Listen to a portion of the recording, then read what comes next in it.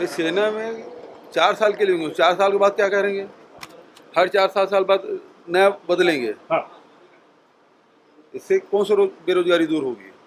और दूसरी बात ये है कि 18 से 22 साल के लड़के उसके बाद बेरोजगार हो जाएगा और उसको आप हथियार चलाना सिखा दोगे, फिर उसके बाद क्या स्थिति बनेगी?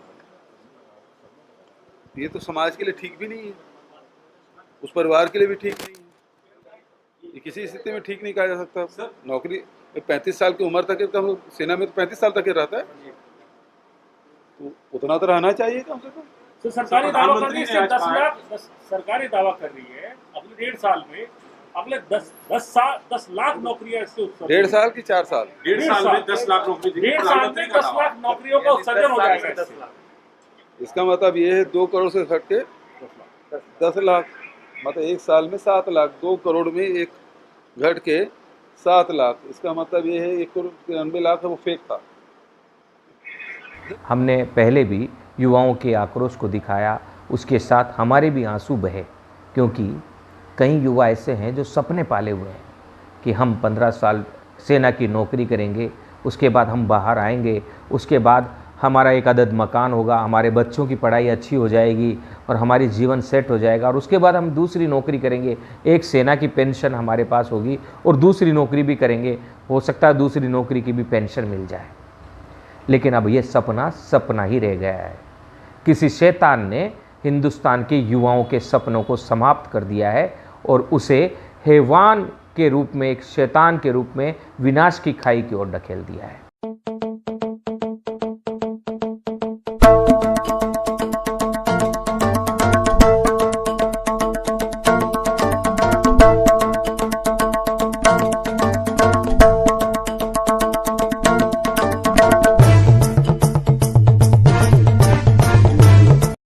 जय हिंद, वंदे मातरम, जय जगत। साथियों, हिंदुस्तान रसातल में जा रहा है। आप सोच रहे होंगे कि ऐसा क्यों बोला जा रहा है, उसकी निशानियां हैं। कोई भी देश जब रसातल में जाता है तो वहाँ किसान परेशान होने लगते हैं, वहाँ नौजवान परेशान होने लगते हैं, वहाँ जो छोटे व्यापारी हैं वे परेशान होने लगते हैं। इससे बढ़कर लोगों की आय कम होने लगती है, अर्थात लोगों की तनख्वाह कम होने लगती है, लोगों की इनकम कम होने लगती है, महंगाई बढ़ जाती है, बेरोजगारी बढ़ जाती है। आर्मी भर्ती का इंतज़ार कर रहे करोड़ों नौजवानों को निराशा हाथ लगी है। पिछले बुधवार को राजनाथ सिंह ने घोषणा की है कि वे जल्द ही टीओडी लागू करने वाले हैं और इसकी विधिवत घोषणा सेना के तीनों प्रमुख पदाधिकारी एकत्रित होकर एक साथ एक प्रेस कॉन्फ्रेंस के साथ करेंगे। सोमवार को जब राहुल गांधी ईडी के दफ्तर में चक्कर काट रहे थे, तब पीछे से करोड़ों नौजवानों के साथ यह कुठाराघात किया गया और इसकी घोषणा हमारे रक्षा मंत्री राजनाथ सिंह ने की। और ये कहा जा रहा है कि ये कुछ दिन पहले ही तय हो गया था, प्रधानमंत्री से सैनिक अधिकारी मिले थे, उसी समय इसका ड्राफ्ट बन गया था। यानी ये खेल पहले से ही चल रहा था कि हम टीओडी की घोषणा करेंगे और जब टीओडी की घोषणा हो रही होगी तब राहुल गांधी पर शिकंजा हम कस रहे होंगे, ताकि लोगों का, बेरोजगार युवाओं का ध्यान इधर न जाकर राहुल गांधी पर फोकस रहे और हम देश के नौजवानों को बदतर हालत के लिए, बदतर जिंदगी के लिए, हमेशा के लिए हम उन्हें धकेल दें और यह जो कराह है, नौजवानों की जो दर्द है, इसको भी हम राहुल गांधी के ईडी और राहुल गांधी के मामले में दबा दें, उस आवाज़ को दबा दें। साथियों, बेरोजगारों की हालत अब दयनीय होने वाली है। अब टीओडी लागू जो हो चुका है, तब 21,000 रुपये सिर्फ नौजवानों को तनख्वाह मिलेगी, एक महीने में 21,000। जी हाँ। और हम अगर मजदूरी की बात करें तो भारत में 800 रुपये से लेकर 1200 रुपये यानी 1,200 रुपये तक मजदूरी मिलती है। अगर हम 800 रुपये भी मान लेते हैं एक मज़दूर की मजदूरी, तो उसकी तनख्वाह 24,000 रुपये हो रही है। यानी एक मज़दूर की मजदूरी से भी 5,000 रुपये कम 21,000 रुपये में अब पढ़ा लिखा नौजवान जो शारीरिक दक्षता साबित करने के बाद आर्मी में शामिल होगा वह काम करेगा। मोदी जी ने जो सपने दिखाए थे वो कुछ और थे, और ये जो हकीकत है ये भयावह है। सोचिए ये, अच्छा यहीं अब नहीं रुकती हैं सरकार का कहना है, केंद्र सरकार का कहना है, मोदी जी के सरकार का कहना है कि 4 साल बाद इन्हें निकाल बाहर कर दिया जाएगा और उन्हें